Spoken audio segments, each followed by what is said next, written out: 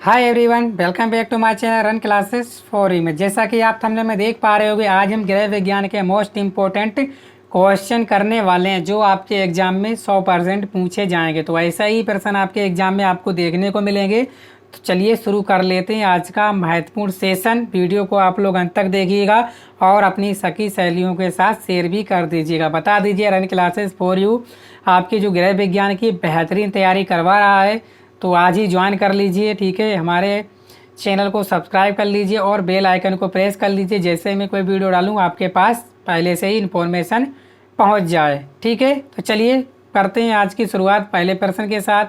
बोला गया, बचत विनियोग का साधन है डाकघर, बैंक, जीवन बीमा, उपयुक्त सभी। तो बचत विनियोग का साधन क्या है? तो आप क्या आंसर बताओगे, बताइएगा। तो आप आंसर बता रहे उपयुक्त सभी। सही है, बिल्कुल। मेरी सखियाँ जो भी हैं बहुत ही अच्छा आंसर कर रही हैं। ठीक है ना। चलिए नेक्स्ट बोला गया है कि आदर्श पारिवारिक बजट माना जाता है घाटे का बजट, संतुलित बजट, बचत का बजट या दैनिक बजट। तो आदर्श जो पारिवारिक बजट होता है वो होता है आपका बिल्कुल ना तो घाटा हो और क्या हो, फायदा हो। ठीक है, या तो कुछ भी ना हो। ठीक है, ना बचत हो ना घाटा हो, मतलब पूरा पूरा फिट रहे, यानी तराजू के पल्ले जो क्या हो, बराबर रहें। तो वो होता है आपका संतुलित बजट। ठीक है, ऑप्शन नंबर खा इसका सही आंसर है। इसके बाद वैक्यूम क्लीनर का प्रयोग किया जाता है बर्तन की सफाई के लिए, घर की सफाई के लिए, धातुओं को चमकाने के लिए, फर्नीचर को पॉलिश करने के लिए। तो वैक्यूम क्लीनर का प्रयोग किया जाता है। वैक्यूम माने क्या होता है? हवा। क्या होता है? हवा। अब समझ गए होगे इसका आंसर क्या होगा तीसरे का। समझ गए, नहीं समझ गए? बोलोगे जी सर घर की सफाई के लिए। ठीक है, क्या? घर की सफाई के लिए। ऑप्शन नंबर खा बिल्कुल सही आंसर है। वैक्यूम क्लीनर का प्रयोग हम घर की सफाई के लिए करते हैं। चलिए नेक्स्ट, चौथा प्रश्न बोला गया, फूलों को अधिक समय तक ताज़ा बनाए रखने के लिए फूलदान को के पानी में क्या डालना चाहिए? सोडा, नमक, साबुन या दूध? क्या डालना चाहिए बताइएगा। फूलों को अधिक समय तक ताज़ा बनाए रखने के लिए फूलदान के पानी में क्या डालना चाहिए? चौथे का आंसर आप लोगों को बताना है। ठीक है, चौथे का आंसर आप लोगों को बताना है। क्या डालना चाहिए? फूलों को अधिक समय तक ताज़ा बनाए रखने के लिए फूलदान के पानी में क्या डालना चाहिए? सही आंसर बताना आप लोगों को। ठीक है, चलिए। तो आंसर आप सभी बता रहे हो नमक। बिल्कुल सही आंसर किया है आपने, क्या? नमक। ठीक है, अगर फूलों को अधिक समय तक ताज़ा बनाए रखने के लिए आपको फूलदान के पानी में नमक डालना चाहिए। ठीक है, इसके बाद पाँचवा, ये गिलास जूस का दाम 12.50 है तो 7 गिलास जूस का मूल्य क्या होगा? अगर एक गिलास जूस का मूल्य कितना है? 12.50। बोला कितना? 7 का। 7 से कर दो गुणा, 0 7 पन्ना 35 के 5, हासिल लगे 3, 7 दूनी 14, 3 17, हासिल लगा 1, 7 एकम 7 और 1 8, कितने के बाद दशमलव है? 2 के बाद 87.50। तो कौन सा हो जाएगा आपका? ऑप्शन नंबर घा इसका सही आंसर हो जाएगा। ठीक है, समझ गए ना आप लोग। चलिए छठा बोला गया है कि कुएं के जल को शुद्ध करने के लिए क्या डालते हैं? पोटेशियम परमैंगनेट, ब्लीचिंग पाउडर, गंधक या डीडीटी पाउडर? तो पोटेशियम परमैंगनेट को, ठीक है ना, कुएं में डालने से जो है क्या होता है, कुएं का जल जो है शुद्ध हो जाता है। तो छठे का आंसर क्या हो जाने वाला है? तो मैंने आपको बता दिया है, वो है आपका पोटेशियम परमैंगनेट। इसी के लिए जो है क्या होता है, पोटेशियम परमैंगनेट फार्मूला KMnO4 ये होता है फार्मूला। अगर इसके आपको जो है कहाँ डाल दो, कुएं के जल में डाल दो, तो कुएं का जो जल होगा वो साफ हो जाएगा। ठीक है, चलिए सातवां बोला गया, वायु द्वारा फैलने वाला रोग है हैजा, प्लेग, चेचक या रिकेट्स? तो वायु द्वारा फैलने वाला रोग है कौन सा है आपका? सातवें का सही आंसर क्या होने वाला है? तो वो है आपका चेचक। क्या है? चेचक। वायु से फैलने वाला रोग आपका चेचक हो जाएगा। ठीक है ना। तो सातवें का क्या हो गया आपका? गा। चलिए आठवें प्रश्न की तरफ बढ़ते हैं। सभी प्रश्न आपके लिए मोस्ट इम्पोर्टेंट हैं, तो आप लोग ज़रूर इनको तैयार कर लीजिएगा। इसके बाद पर्यावरण दिवस किस दिन मनाया जाता है? 1 जून, 5 जून, 12 जून, 18 जून। तो पर्यावरण दिवस किस दिन मनाया जाता है? तो आप सभी जानते हो कब मनाया जाता है। तो सभी बच्चे सही आंसर कर रहे हैं कि 5 जून। कब?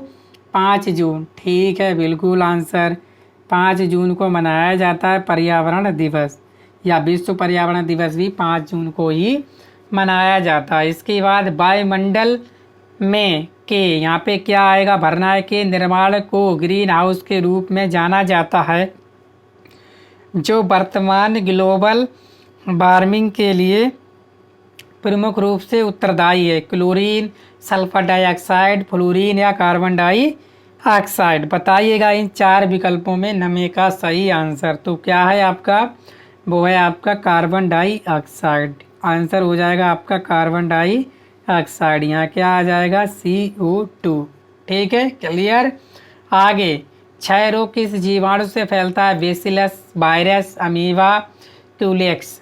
तो बताइएगा क्षय रोग किस जीवाणु से फैलता है? 10वें का आंसर आपको बताना है। तो क्षय रोग बोले या आपको बोल दे टीबी, या बोल दे आपको तपेदिक, ये तीनों नाम एक ही हैं। तो किस जीवाणु से फैलते हैं? तो आप बोले बेसिलस। सही है आंसर आपका क्या? बेसिलस। ऑप्शन नंबर का इसका सही आंसर है। इसके बाद 11वां बोला गया, रेडीमेड कपड़ों के निर्माण में नाप की किस विधि का प्रयोग किया जाता है? जब रेडीमेड के कपड़े आप लोग खरीदते हो, उसकी नाप के लिए जो है किस विधि का प्रयोग किया जाता है? Check system, direct system, check व डायरेक्ट सिस्टम, इनमें से कोई नहीं। तो 11वें का क्या आंसर हो जाएगा? तो वो हो जाएगा आपका चेस्ट सिस्टम।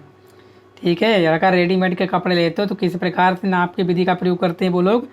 Chest system. ठीक है, चलिए। इसके बाद हल्दी के दाग छुड़ाने की विधि है ग्लिसरीन द्वारा, नमक द्वारा, डिटर्जेंट द्वारा, या इनमें से कोई नहीं। ठीक है ना, तो बताइएगा। तो हल्दी के दाग छुड़ाने की विधि क्या है? ना तो ये वाली है, ना तो ये है, ना तो ये है। तो हो जाएगा इनमें से कोई नहीं। ठीक है, चलिए। रसोई के निकट नहीं होना चाहिए? शौचालय, शयन कक्ष, बच्चों का कमरा, या भोजन कक्ष। तो रसोई घर के निकट नहीं होना चाहिए। 13वें का आंसर आप लोग बताइएगा। ठीक है, तो बोल रहे हो कि शौचालय। बिल्कुल सही आंसर है। रसोई के पास शौचालय होगा तो खाने में बदबू आ जाएगी। ठीक है, तो रसोई घर के पास जो है आपका शौचालय नहीं होना चाहिए। ठीक है, तो ऑप्शन नंबर का बिल्कुल सही आंसर हो गया। चलिए, 14 प्रश्न बोला, भोजन पकाने की सर्वोत्तम विधि है? उबालना, भूनना, तलना, या बेकिंग। तो बताइए भोजन पकाने की सर्वोत्तम विधि। 14 के आंसर क्या कर रहे हो आप सभी? कर रहे हो उबालना। ठीक है, बिल्कुल सही है। भोजन को उबाल लो, आसानी से पक जाता है। यही आपकी क्या है? सर्वोत्तम विधि है। इसके बाद विटामिन सी का सबसे अच्छा स्रोत होता है? दूध, हरी सब्जियां, दाल, खट्टे फल। तो विटामिन सी का सबसे अच्छा स्रोत, तो 15वें का क्या आंसर कर रहे हो आप लोग? हरी खट्टे फल। सही है। क्या है ये? खट्टे फल। बिल्कुल सही आंसर है आप सभी का। आपकी तैयारी जो है 1 नंबर की चल रही है इस समय। ये 1 ग्राम वसा कितनी कैलोरी देता है? 1 ग्राम वसा कितनी कैलोरी देता है? 4 कैलोरी, 6 कैलोरी, 8 कैलोरी, 9 कैलोरी। तो ये 1 ग्राम वसा कितनी कैलोरी देता है? तो 16वें का आप लोग क्या आंसर बता रहे हो? 16वें को बता रहे हो आप 6 कैलोरी। तो दोस्तों यहाँ पे आपका गलत है। कितना देता है आपका? 9 कैलोरी। कितना? 9 कैलोरी। ऑप्शन नंबर घ बिल्कुल सही आंसर है। 17वां बोला गया, लू से प्रभावित व्यक्ति को किस प्रकार का पेय पदार्थ दिया जाता है?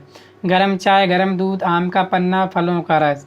तो लू से प्रभावित व्यक्ति को किस प्रकार का पेय पदार्थ दिया जाता है? तो 17वें का आप लोग सही आंसर बता रहे हो क्या? आम का पन्ना। आम का पन्ना, बिल्कुल बिल्कुल सही आंसर है। अगर किसी व्यक्ति को लू लग जाए तो याद रखना उससे क्या देना चाहिए? आम का पन्ना का जो पेय है वो ही देना चाहिए, वही पिला देना चाहिए। इसके बाद 18 अचल संधि कहाँ पाई जाती है? खोपड़ी या कपाल, घुटना, कलाई, कोहनी। तो अचल संधि कहाँ पाई जाती है? तो आप आंसर कर रहे हो कहाँ? खोपड़ी, कपाल, खोपड़ी, कपाल, खोपड़ी, कपाल। लाइन लगा दी आंसरों की आपने। ठीक है ना, तो क्या हो जाएगा? बिल्कुल आपका आंसर हो जाएगा खोपड़ी या कपाल। ऑप्शन नंबर का इसका सही आंसर है। नेक्स्ट, अस्थियों की टूट को कहते हैं? मोच, संक्रमण, अस्थि, भंजन या विस्थापन। तो अस्थियों के टूट को कहते हैं, क्या कहते हैं बताइएगा आप लोग। सही आंसर। ठीक है, तो बच्चे बोल रहे हैं सर ये कहते हैं हम लोग क्या, अस्थि भंजन। 19 अस्थि भंजन, बिल्कुल सही है आंसर आपका क्या, अस्थि भंजन। ठीक है, इसके बाद 20 श्वसन क्रिया में रक्त का शुद्धिकरण किस गैस के द्वारा होता है, नाइट्रोजन, हाइड्रोजन, ऑक्सीजन या कार्बन डाइऑक्साइड। तो श्वसन क्रिया में रक्त का शुद्धिकरण किस गैस के द्वारा होता है, तो बताइएगा 20 में का सही आंसर। तो 20 में का आप सभी आंसर बता रहे हो ऑक्सीजन। ठीक है, ऑक्सीजन जो है आपका सही आंसर है। श्वसन क्रिया में रक्त का शुद्धिकरण ऑक्सीजन गैस के द्वारा ही होता है। तो उम्मीद करता हूँ आप लोगों ने सभी प्रश्न सही किए होंगे, और जिसके भी सभी प्रश्न सही नहीं है वो वीडियो को देख लिख कर एक बार फिर क्लियर कर लेंगे और सभी का सही आंसर कर पाएंगे। तो वीडियो को शेयर करना, और चैनल पर पहली बार आए तो चैनल को सब्सक्राइब भी कर लीजिएगा। ठीक है, थैंक यू।